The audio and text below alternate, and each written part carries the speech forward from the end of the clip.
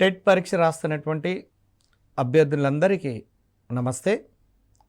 ఇప్పుడు ఈ ఎపిసోడ్లో మీరు ఏం నేర్చుకోబోతున్నారు అంటే మెటల్స్ అండ్ నాన్ మెటల్స్. గమనించండి, మెటల్స్ అండ్ నాన్ మెటల్స్. కాబట్టి ఫస్ట్ మెటల్ అంటే ఏంటి, నాన్ మెటల్ అంటే ఏంటి అంటే లోహాలు అలోహాలు అండి. ఈ మ్యాటర్ అరౌండ్ అస్ అనే దాంట్లో చిన్న చిన్న సబ్ టాపిక్స్గా ఇవ్వటం జరిగినది.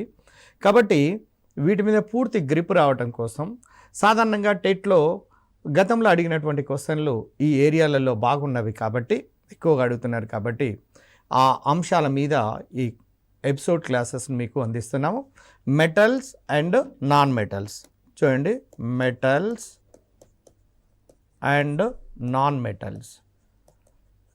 చూడండి, ఫస్ట్ దీని మీద ఒక పూర్తి గ్రిప్ రావాలి అంటే ఎలిమెంట్ అంటే మూలకము. ఎలిమెంట్ అంటే తెలుగులో మూలకము అంటామండి. మీ అందరికీ తెలుసు.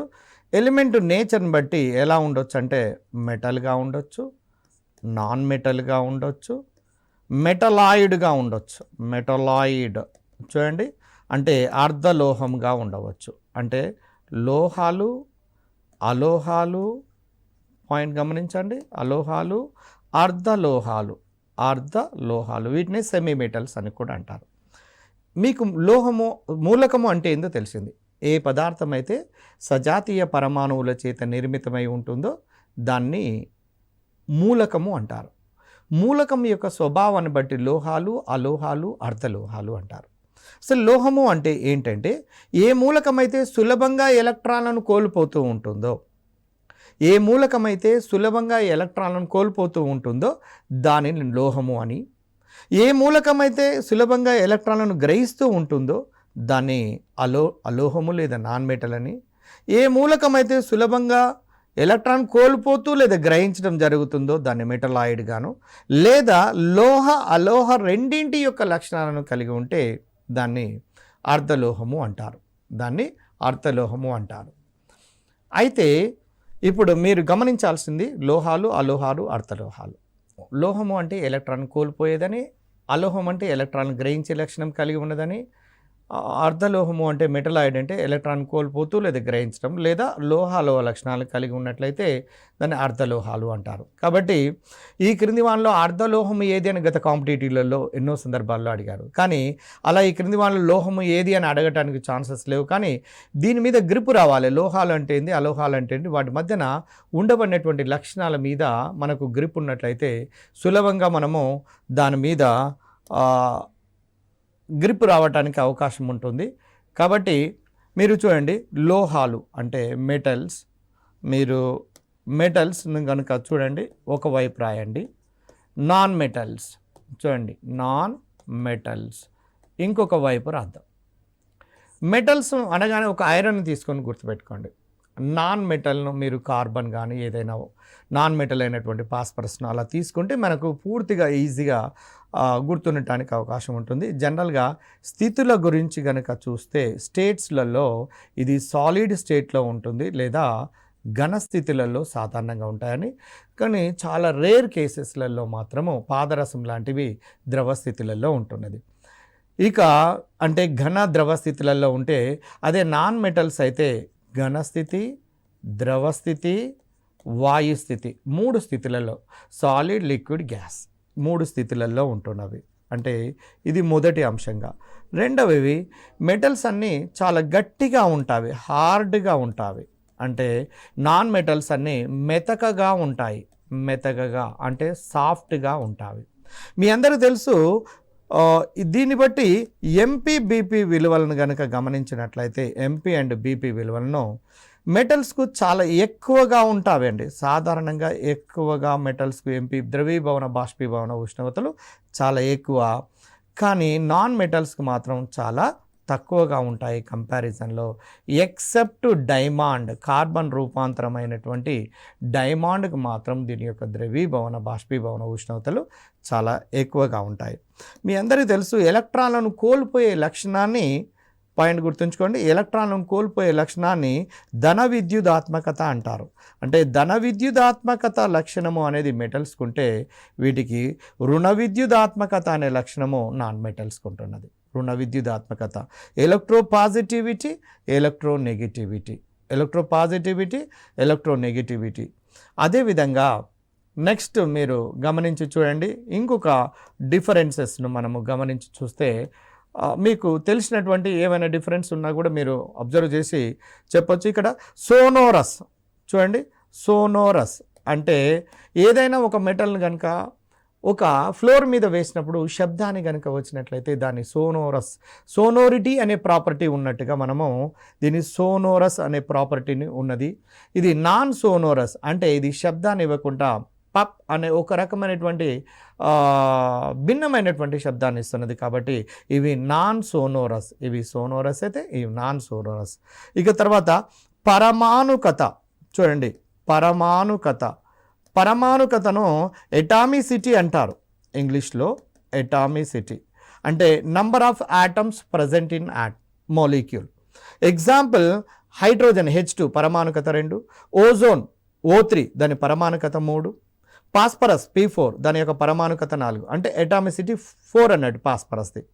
సో మీరు ఏవైనా మెటల్స్ని చూడండి పరమాణుకత 1గా రాస్తారు. చూడండి ఎప్పుడైనా Fe2 Hg2 అని రాయాలి. కాబట్టి పరమాణుకత 1గా ఉంటే మోనో ఎటామిసిటీ ఏక పరమాణుకతను కలిగి ఉన్నవి. అదే నాన్ మెటల్స్లో తీసుకొని చూసినట్లయితే బహుపరమాణుకతను అంటే ద్విపరమాణుకత, త్రిపరమాణుకత, చతుర్పరమాణుకత, అదేవిధంగా అష్టపరమాణుకత. ఉదాహరణకు H2, అదే త్రిపరమాణుకతకు ఓజోన్, చతురుకు పాస్పరస్, సల్ఫర్ SC8. చూడండి ఈ విధంగా అష్టపరమాణుకతను కలిగి ఉన్నటువంటి అంటే సోనోరస్, నాన్ సోనోరస్. నెక్స్ట్ అటామిసిటీ అయితే లోహాలకు 1గా ఉంటే నాన్ మెటల్స్కు 2 కానీ 3 కానీ 4 కానీ ఎక్కువ బహుపరమాణుకతను కలిగి ఉంటున్నట్టుగా మనం చెప్పొచ్చు. నెక్స్ట్ ఎల్లాయిస్ అంటే, ఎల్లాయిస్ అంటే ఏంటి చెప్పండి? మిశ్రమ లోహాలు. మిశ్రమ లోహాలను ఏర్పాటు చేసే లక్షణము లోహాలకు ఉంటున్నదండి. ఉదాహరణకు మనం ధరిస్తున్నటువంటి ఏ బంగారంతో కూడుకున్నటువంటి దేన్నైనా తీసుకుని చూడండి, ఆభరణాలు చూసినట్లయితే బంగారంలో కాపర్ అనే లోహం కలుస్తున్నది, అది మిశ్రమ లోహంగా ఉంటున్నది. అదే నాన్ మెటల్స్లలో చూసినట్లయితే ఇవి మిశ్రమ లోహాలను ఏర్పాటు చేయవు. అంటే ఈ డిఫరెన్సెస్ మీద గ్రిప్ కనుక మనకు బాగుంటే మనం సులభంగా తర్వాత సబ్జెక్టును కూడా అర్థం చేసుకోవడానికి అవకాశం ఉంటుంది. కాబట్టి ఎలాయిస్ అంటే మిశ్రమ లోహాలను ఏర్పాటు చేసే లక్షణము లోహాలకు ఉన్నది. అదే మిశ్రమ లోహాలను ఏర్పాటు చేసే లక్షణము అలోహాలకు లేదు, ఎక్సెప్ట్ కార్బన్. కార్బన్ 1 మాత్రమే ఏర్పాటు చేస్తుంది, కార్బన్ అలోహం అయినప్పటికీ కూడా. ఎగ్జాంపుల్ స్టీల్ లోపల చూడండి, iron plus carbon, iron plus carbon కలిసినట్లయితే స్టీల్ ఏర్పడుతుంది. క్రోమియం స్టీల్ కావాలనుకోండి, chromium plus iron plus carbon. Manganese steel కావాలనుకోండి, manganese plus iron plus carbon. ఈ విధంగా మనం వివిధ రకాల స్టీళ్లను తయారు చేయడంలో ఈ కార్బన్ యొక్క పాత్ర ఉంటుంది. కానీ స్పెషల్గా మనము డిఫరెన్సెస్ గురించి మనం మాట్లాడినప్పుడు మిశ్రమ లోహాలను ఏర్పాటు చేసే లక్షణమేమో లోహాలకు ఉంటే, మిశ్రమ లోహాలను ఏర్పాటు చేయలేనటువంటి లక్షణము అలోహాలకు ఉంటున్నది. అదేవిధంగా విద్యుత్ వాహకత. నెక్స్ట్ మీరు గమనించి చూడండి, విద్యుత్ వాహకత విషయం లోపల చూద్దాం. అంటే కండక్టివిటీ, విద్యుత్ వాహకత. విద్యుత్ వాహకతను గమనించినట్లయితే మెటల్స్, నాన్ మెటల్స్ ఈ రెండింటి యొక్క డిఫరెన్స్ను గమనించండి. ఇవి మంచి విద్యుత్ వాహకతను కలిగి ఉంటాయి, ఉష్ణ వాహకతను, విద్యుత్ వాహకతను కలిగి ఉంటాయి. నాన్ మెటల్స్ మాత్రము విద్యుత్ వాహకతను, ఉష్ణ వాహకతను కలిగి ఉండవు. ఇవేమో కలిగి ఉంటావి, నాన్ మెటల్స్ ఏమో కలిగి ఉండవు. ఒక గ్రాఫైట్ తప్ప నాన్ మెటల్స్లలో ఒక గ్రాఫైట్ మాత్రము, కార్బన్ రూపాంతరమైనటువంటి గ్రాఫైట్ మాత్రము అలోహం అయినప్పటికీ కూడా అది విద్యుత్ వాహకతను కలిగి ఉంటుంది. కారణం స్వేచ్ఛాయుత ఎలక్ట్రాన్లను కలిగి ఉండటమే. ఇది విద్యుత్ వాహకతను కలిగి ఉంటున్నవి, ఉష్ణ వాహకతను కూడా కలిగి ఉంటున్నవి. తర్వాత అమాల్గములు చూడండి, అమాల్గమ్స్ అంటే మీకు తెలిసే ఉంటాయి. జింక్ అమాల్గమ్ అంటే జింక్ పాదరసంతో కలిసినట్లయితే జింక్ అమాల్గం ఏర్పడుతుంది. సోడియం అమాల్గం అంటే సోడియం పాదరసంతో కలిసి ఉన్నట్లయితే సోడియం అమాల్గం ఏర్పడుతుంది. అంటే అమాల్గములు అంటే పాదరసంతో కూడుకున్నటువంటి మిశ్రమ లోహాలను అమాల్గములు అంటారు. అదే నాన్ మెటల్స్ కనుక చూసినట్లయితే ఇవి అమాల్గములను ఏర్పాటు చేయటం లేదు. తర్వాత ఇంకొకటి మాల్యబిలిటీ అండ్ డక్టిలిటీ, తాంతవత. చూడండి అమ్మా, గమనించండి, తాంతవత అంటే డక్టిలిటీ, తీగలుగా మార్చగలిగే శక్తి. అంటే ఏ లోహము అయితే తీగలుగా మార్చగలుగుతున్నామో దానికి తాంతవత ధర్మం ఉన్నది అని అంటాము. సో డక్టిలిటీ అనేది చూడండి, డక్టిలిటీ అనేది మెటల్స్కు ఉన్నది, అదే నాన్ మెటల్స్కు డక్టిలిటీ అనేది లేదు. అదేవిధంగా మాల్యబిలిటీ, మాల్యబిలిటీ అంటే అఘాత వర్ధనీయత, అఘాత వర్ధనీయత. అఘాత వర్ధనీయత అంటే ఇక్కడ షీటులుగా, అంటే లోహాన్ని షీటులుగా మార్చగలిగే శక్తి లోహాలకు ఉన్నది, కానీ అలోహాలకు మాత్రం లేదు. అంటే దీన్ని బట్టి మనకు ఏమర్థమవుతున్నది అంటే ఒకదానితో ఒకటి, అంటే లోహాలకు అలోహాలకు లోహాల లక్షణాలను కనుక గుర్తుపెట్టుకోగలిగినట్లయితే అలోహ లక్షణాలను సులభంగా గుర్తుపెట్టుకోవడానికి అవకాశం ఉంటుంది.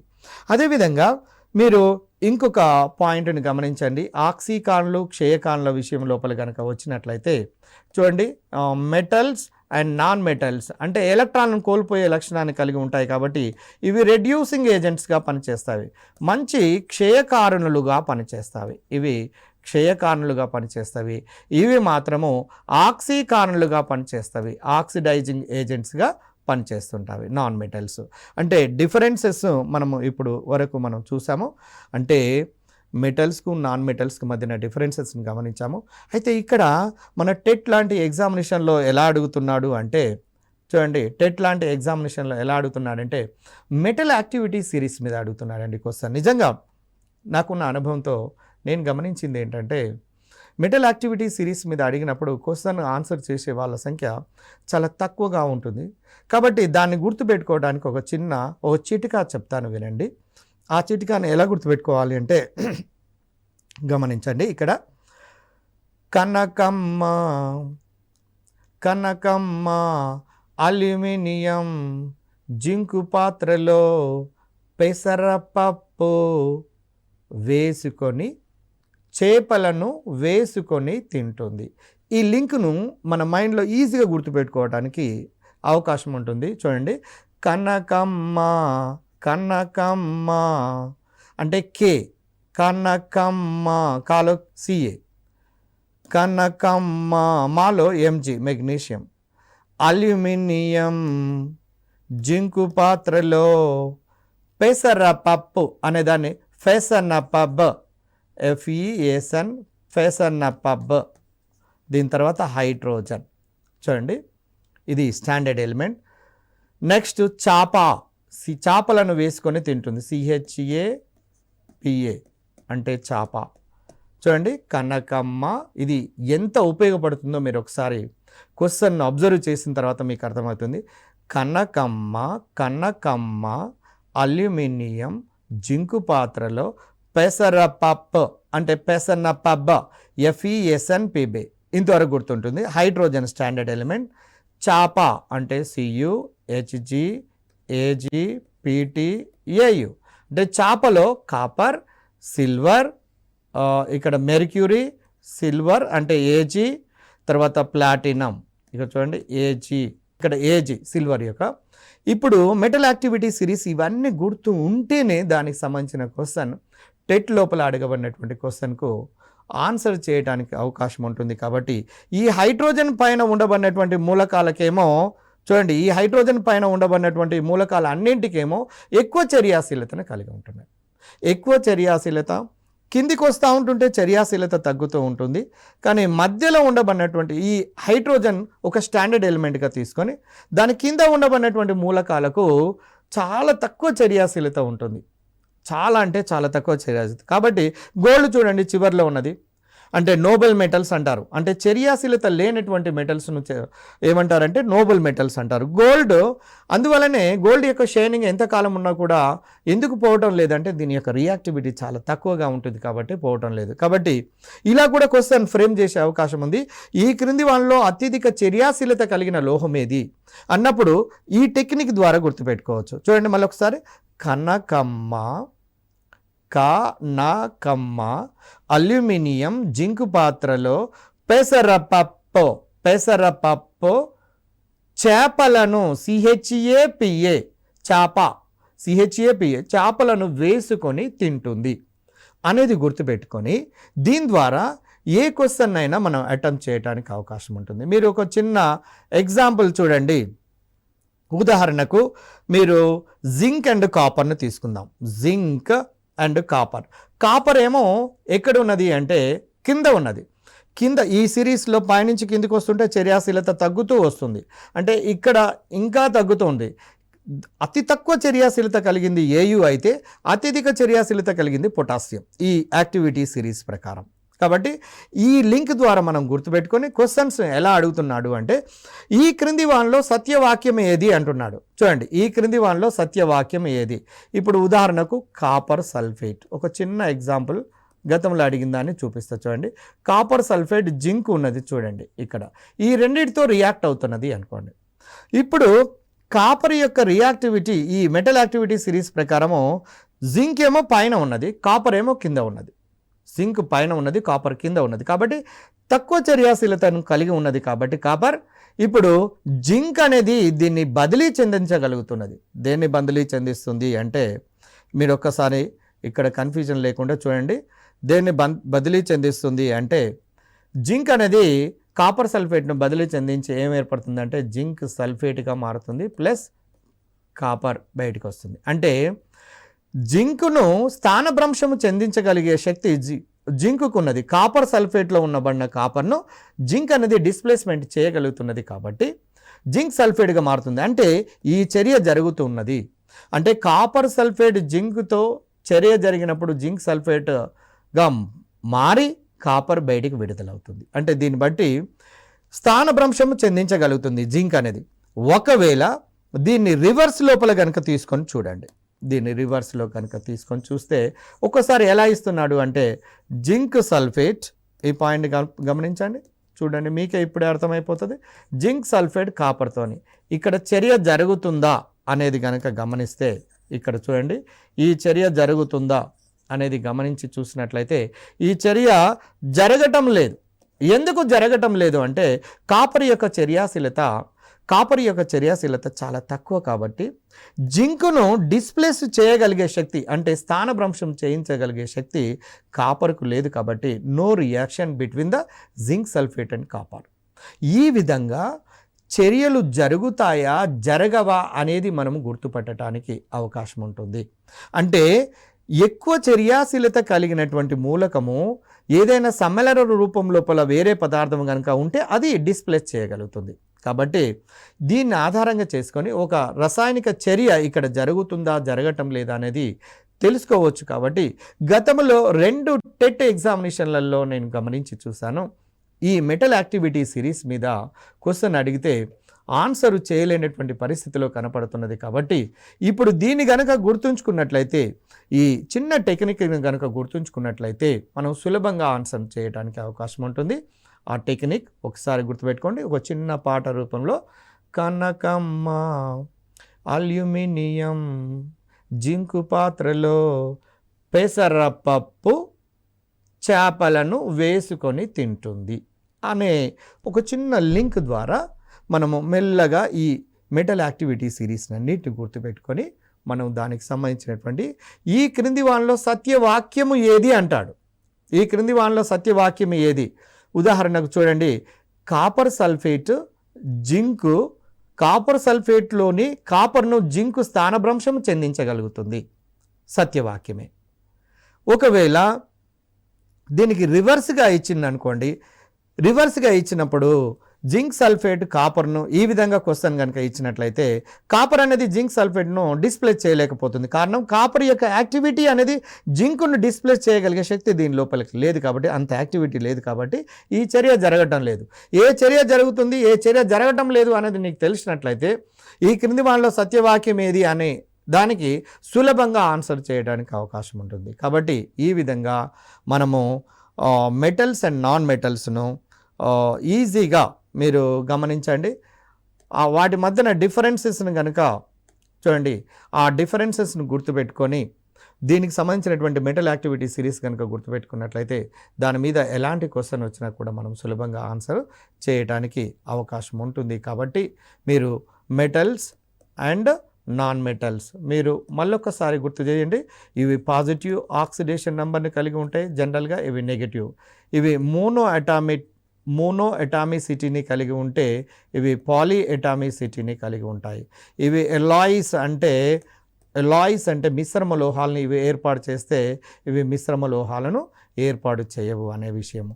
తర్వాత ఇవి సాలిడ్ అండ్ లిక్విడ్ స్టేట్లలో ఉంటే ఇవి సాలిడ్, లిక్విడ్, గ్యాసియస్ స్టేట్లలో ఉంటున్నవి.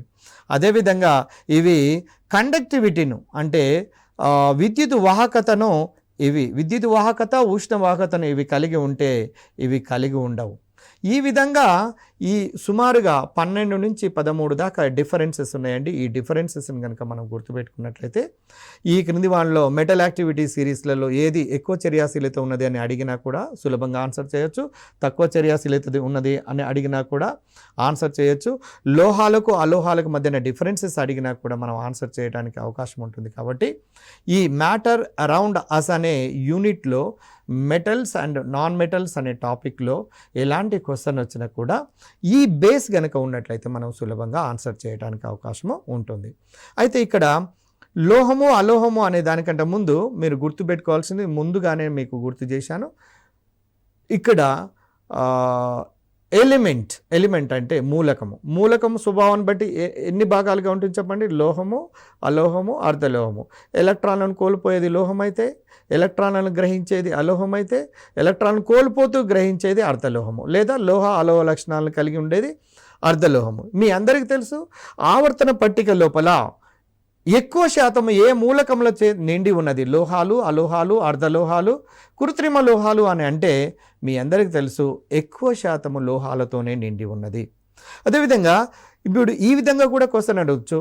అంటే ఫస్ట్ ఏ గ్రూప్ లోపల ఉండబడినటువంటి అలోహం ఏంటి అంటే హైడ్రోజన్ మాత్రం ఫస్ట్ ఏ గ్రూప్ లోపల అలోహంగా ఉంటుంది. మిగిలినటువంటి lithium, sodium, potassium, rubidium, caesium, francium ఇవన్నీ కూడా లోహాలే. సెకండ్ ఏ గ్రూప్ లోపల కూడా ఉండబడినవన్నీ కూడా లోహాలే. అంటే ఫస్ట్ ఏ, సెకండ్ ఏ ఈ రెండు గ్రూపులను ఎస్ బ్లాక్ మూలకాలుగా మనం భావిస్తాము. మీ అందరూ తెలుసు డి బ్లాక్ లోపల కూడా పూర్తిగా లోహాలే ఉన్నవి. ఒక ఏ బ్లాక్ లోపల కూడా పూర్తిగా లోహాలే ఉన్నవి. ఒక పి బ్లాక్ లోపల మాత్రము లోహాలు, అలోహాలు, అర్ధలోహాలు ఉన్నవి. కాబట్టి పీ బ్లాక్ లోపల ఉండబడిన మూలకాలు ఏవి అంటే లోహాలు, అలోహాలు, అర్ధలోహాలు, పైవన్యు అని అడిగితే ఆన్సర్ పైవన్యు. అదే డి బ్లాక్ లోపల ఉండబడినటువంటివి ఏంటివి? లోహాలు, అలోహాలు, అర్ధలోహాలు అంటే దానికి ఆన్సర్ లోహాలు అని. ఆ విధంగా మనము ఎలాంటి తరహా క్వశ్చన్ అడిగినా ఆన్సర్ చేయడానికి అవకాశం ఉంటుంది అండి. డియర్ ఫ్రెండ్స్, మీరు ఒకసారి గమనించండి. ప్రీవియస్ క్వశ్చన్లను కనుక చూసినట్లయితే ఎలా ఒక్కసారి టెట్ లోపల అడిగాడో ఒక క్వశ్చన్ ఉదాహరణగా తీసుకొని మనము గమనించడానికి ప్రయత్నం చేద్దాము. అలోహపు ఆక్సైడులకు ఉండబడినటువంటి స్వభావము. చూడండి, అలోహపు ఆక్సైడులకు ఉండబడినటువంటి స్వభావము. డిఫరెన్స్లలో ఈ పాయింట్ కూడా మనము గుర్తు చేసుకోవాల్సిందే. అలోహపు ఆక్సైడుకు చూడండి, అలోహపు ఆక్సైడుకు ఆమ్ల స్వభావం ఉంటుంది.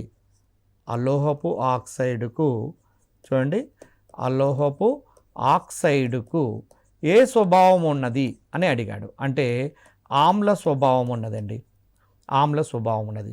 అదే లోహపు ఆక్సైడునకు క్షార స్వభావం ఉంటుంది. దీని మీద చాలా సందర్భాల్లో క్వశ్చన్స్ అడిగారు. మీరు బండ గుర్తుగా గుర్తుపెట్టుకోండి. అలోహపు అనే పదం ద్వారా అలోహపు ఆక్సైడ్స్కు ఆమ్ల స్వభావం ఉంటే, అంటే నాన్ మెటాలిక్ ఆక్సైడ్స్కు ఎసిడిక్ నేచర్ ఉంటే, మెటాలిక్ ఆక్సైడ్స్కు బేసిక్ నేచర్ ఉంటుంది. దీన్ని ఒక చిన్న ఎలా గుర్తుపెట్టుకోవాలనో చూపిస్తాను చూడండి. ఇప్పుడు ఉదాహరణకు కాల్షియం ఆక్సైడ్ ఉంది. ఇది ఆమ్ల స్వభావమా, క్షారమా, తటస్థమా ఇలా అడుగుతున్నాడండి. దానికి మనం ఆన్సర్ ఎలా చేసుకోవాలంటే కాల్షియం అనేది లోహమా అలోహమా మనం గుర్తుపట్టాలి. ఇది సెకండ్ ఏ గ్రూప్. ఎందుకంటే మొదట్లోనే మంత్రాస్ ఇన్ కెమిస్ట్రీ అనే ఒక టాపిక్లో సీక్రెట్స్ ఇన్ కెమిస్ట్రీ అనే టాపిక్ ద్వారా మీకు క్లియర్గా చెప్పడం జరిగింది. ఈ ఫస్ట్ ఇయర్ నుంచి 8th ఇయర్ గ్రూప్ మూలకాలు గుర్తుంటుకుంటే దీనివల్ల లాభం ఈ విధంగా ఉంటుంది. చూడండి, కాల్షియం అనేది లోహం. కాల్షియం యొక్క ఆక్సైడ్ లోహపు ఆక్సైడ్. లోహపు ఆక్సైడ్కి ఏ స్వభావం ఉంటుంది అంటే క్షార స్వభావం ఉంటుంది. ఇంకొక దాన్ని తీసుకొని చూద్దాం. సోడియం యొక్క ఆక్సైడ్ ఫార్ములా ఇదండి, Na2O. సోడియం యొక్క ఆక్సైడ్ ఫార్ములా Na2O అయినప్పుడు సోడియం అనేది లోహమా అలోహమా చూడాలి. చూస్తే ఇది లోహము. కాబట్టి లోహం యొక్క ఆక్సైడ్కి ఏ స్వభావం ఉంటుంది అంటే క్షార స్వభావం ఉంటుంది, అంటే బేసిక్ నేచర్. ఇది కూడా బేసిక్ నేచరే. ఈ విధంగా మనము గుర్తుపట్టడానికి అవకాశం ఉంటుంది. ఉదాహరణకు ఈ క్రింది వాణిలో క్వశ్చన్ ఇలా అడుగుతున్నాడు చూడండి. ఈ క్రింది వాణిలో క్షార స్వభావము కలిగిన ఆక్సైడ్ ఏది? A CO2, B sulphur dioxide, C calcium oxide, D SO3 అని ఇచ్చాడు అనుకోండి. ఇప్పుడు దీని క్షార స్వభావం కలిగినటువంటి ఆక్సైడ్ ఏది ఇలా అడుగుతున్నాడు క్వశ్చన్ సాధారణంగా అన్ని కాంపిటేటివ్ ఎగ్జామినేషన్స్లో. కాబట్టి కార్బన్ అనేది అలోహం అండి, నాన్ మెటల్. నాన్ మెటల్ యొక్క ఆక్సైడ్కి ఏ నేచర్ ఉంటుంది? ఎసిడిక్ నేచర్ ఉంటుంది. సల్ఫర్ అనేది కూడా నాన్ మెటలే. నాన్ మెటల్ అంటే అలోహము. కాబట్టి అలోహపు ఆక్సైడ్కి ఏ నేచర్ ఉంటుంది? ఎసిడిక్ లేదా ఆమ్ల స్వభావమే, ఆమ్ల స్వభావం. ఇకపోతే కాల్షియం అనేది మెటల్ అండి. ఇక్కడ ఈ మెటల్ యొక్క ఆక్సైడ్కి ఏ స్వభావం ఉంటుందంటే క్షార స్వభావం లేదా బేసిక్ నేచర్ అనేది వస్తుంది. ఇది గమనించి చూడండి. సల్ఫర్ని కనుక తీసుకొని చూస్తే సల్ఫర్ అలోహము కాబట్టి సల్ఫర్ యొక్క ఆక్సైడ్కి ఏ స్వభావం ఉంటుంది అంటే ఇక్కడ అలోహపు ఆక్సైడ్ కాబట్టి ఆమ్ల స్వభావము లేదా ఎసిడిక్ నేచర్ను కలిగి ఉంటుంది. కాబట్టి ఏ ఆక్సైడ్ ఇచ్చినా కూడా మనము ఈజీగా గుర్తుపట్టవచ్చండి. గతంలో ఈ విధమైనటువంటి క్వశ్చన్ ఒకటి వస్తే ఇంకొక రకమైనటువంటి క్వశ్చన్ ఏ విధంగా అడిగిండో చూపిస్తాను, మీరు గమనించండి. ఇక్కడ నెక్స్ట్ క్వశ్చన్ మీరు గమనిస్తే ఉదాహరణకు సోడియం ఆక్సైడ్ పాయింట్ గమనించండి. సోడియం ఆక్సైడ్, రెండవది కాల్షియం ఆక్సైడ్, మూడవది అల్యూమినియం ఆక్సైడ్. చూడండి, ఒకటి sodium oxide, calcium oxide, aluminium oxide, SiO2. మీరు ఆవర్తన పట్టికను కనుక తీసుకొని చూసినట్లయితే ఆవర్తన పట్టిక యొక్క రూపం సుమారుగా ఈ విధంగా కనపడుతుందండి. ఇక్కడ ఏ బ్లాక్ ఉంటుంది, మీ అందరికీ తెలుసు. ఇక్కడ లాంథనైట్స్, యాక్టినైట్స్ ఉంటాయి. చూడండి, లోహ స్వభావము అనేది మీకు ఆవర్తన పట్టిక లోపల మనం చదువుతాము. లోహ స్వభావము అంటే మెటాలిక్ నేచర్ పెరుగుతూ వస్తుంటుంది. పైనుంచి కిందికి వస్తున్న కొద్దీ మెటాలిక్ నేచర్ పెరుగుతూ ఉంటుంది. అయితే అదే ఎడమ నుంచి కుడికి పోయినాము అనుకోండి, ఈ లెఫ్ట్ టు రైట్ పోయినప్పుడు లోహ స్వభావం అనేది తగ్గుతూ వస్తుంది. కాబట్టి గతం లోపల అడిగినటువంటి క్వశ్చన్ ఏంటంటే ఈ ఆక్సైడ్లు ఇచ్చినండి. ఆక్సైడ్ల మీద మాత్రం ప్రధానంగా అడగటానికి ఎక్కువ అవకాశం ఉన్నది. కాబట్టి మళ్ళొకసారి గుర్తుపెట్టుకోండి, లోహపు ఆక్సైడ్లకేమో క్షార స్వభావం ఉంటుంది, అలోహపు ఆక్సైడ్లకు ఆమ్ల స్వభావము. ఆ అనే అక్షరం ద్వారా గుర్తుపెట్టుకుందాం. అలోహపు ఆక్సైడ్లకు ఆమ్ల స్వభావం ఉంటే ఆటోమేటిక్గా లోహపు ఆక్సైడ్లకు క్షార స్వభావం ఉంటుందనే తెలిసింది. కాబట్టి సోడియం ఆక్సైడ్ ఫస్ట్ ఏ గ్రూప్, కాబట్టి ఇది క్షార స్వభావాన్ని కలిగి ఉంటుంది, బేసిక్ నేచర్. కాల్షియం ఆక్సైడ్ ఇది కూడా సెకండ్ ఏ గ్రూప్, మెటలే కాబట్టి ఇది కూడా క్షార స్వభావాన్ని కలిగి ఉంటుంది. అల్యూమినియం అనేది వీక్ మెటల్ అండి. వీక్ మెటల్ యొక్క ఆక్సైడ్కి ఏ స్వభావం కలిగి ఉంటుంది అంటే ద్వి స్వభావాన్ని కలిగి ఉంటుందండి. గమనించండి, చాలా సందర్భాల్లో చాలా కాంపిటేటివ్ ఎగ్జామినేషన్లో అల్యూమినియం ఆక్సైడ్ మీద అడిగిండు. ఇక మనం ఎడమ నుంచి కుడివైపోతుంది, ఇది first, second, third, fourth group, silicon fourth group. కాబట్టి ఎడమ నుంచి కుడివైపోతుంటే లోహ స్వభావం తగ్గుతూ వస్తుంది. లోహ స్వభావం తగ్గుతూ వస్తుంది అంటే అలోహ స్వభావం పెరుగుతూ పోతుంది. అలోహ స్వభావం పెరుగుతూ పోతుంది అంటే అలోహపు ఆక్సైడ్లకు ఆమ్ల గుణం పెరుగుతూ పోతుంది. కాబట్టి ఇప్పుడు క్షార స్వభావ క్రమము ఎలా ఉంటుంది అంటే ఇగో ఈ విధంగా ఉంటుందండి. సోడియం ఆక్సైడ్కు అత్యధిక క్షార స్వభావం ఉంటుంది. బెస్ట్ మెటల్స్కు బెస్ట్ బేసిక్ నేచర్ ఉంటుంది. బెస్ట్ నాన్ మెటల్స్కు బెస్ట్ ఎసిడిక్ నేచర్ ఉంటుంది.